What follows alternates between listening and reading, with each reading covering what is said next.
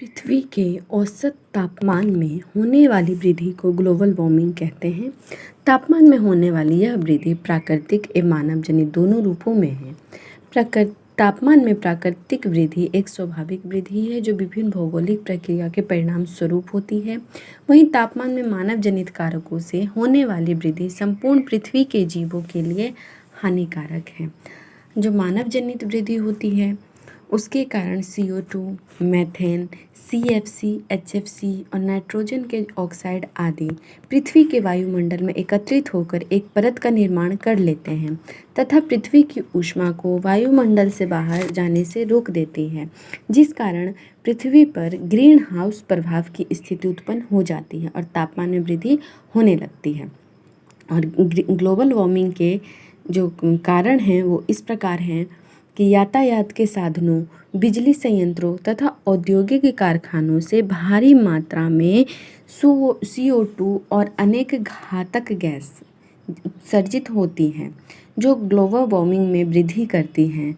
One carbon skin के रूप में कार्य करते हैं, लेकिन मनुष्य खेती के लिए तथा शहरी और बुनियादी ढांचे के विकास के लिए दुनिया भर में वनस्पति के विशाल क्षेत्रों को साफ करते हैं, तो पेड़ पौधों की कमी के कारण कार्बन वायुमंडल में वापस CO2 के रूप में उत्सर्जन हो जाता है, जो ग्लोबल वार्मिंग में योगदान देता है। रासायनिक उर्वरकों, कीटनाशकों का कृषि में उपयोग तथा रेफ्रिजरेटर, AC, कूलिंग मशीन का उपयोग आदि के कारण नाइट्रोजन ऑक्साइड तथा क्लोरोफ्लोरोकार्बन आदि ग्रीन हाउस गैसों तापमान में वृद्धि कर रही हैं।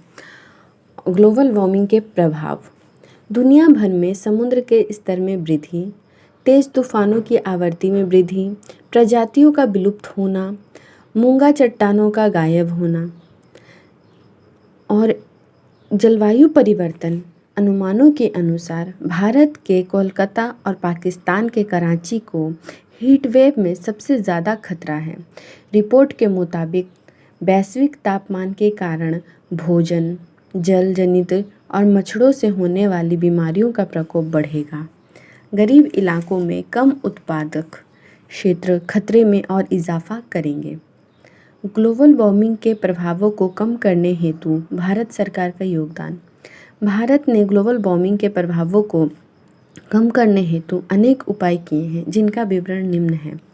जलवायु परिवर्तन पर राष्ट्रीय मिशन। जलवायु परिवर्तन पर राष्ट्रीय कार्य योजना को औपचारिक रूप से 30 जून 2008 को लागू किया गया।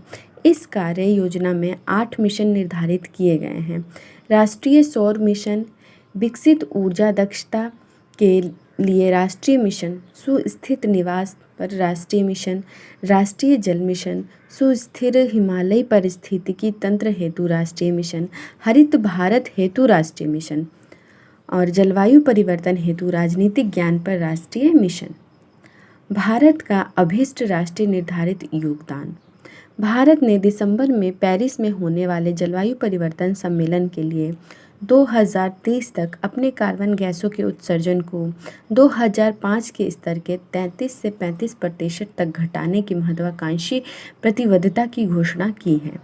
भारत की योजना के संबंध में INDC दस्तावेज में कहा गया है कि अब तक अपनाए गए रास्तों के उलट आर्थिक विकास के स्तर के अनुरूप जलवायु अनुकूल और स्वच्छ मार्ग के अनुसार 2023 तक 2005 के स्तर के मुकाबले उत्सर्जन गहनता को सकल घरेलू उत्पाद के मुकाबले 33 से 35% करने, प्रौद्योगिकी हस्तांतरण की मदद से 2030 तक गैस जीवाश्म ऊर्जा संसाधनों पर आधारित संयंत्रों में करीब 40% बिजली उत्पादन का लक्ष्य प्राप्त करने की ओर हरित कोष समेत कम लागत वाले अंतर्राष्ट्रीय वित्त के प्रावधान हैं।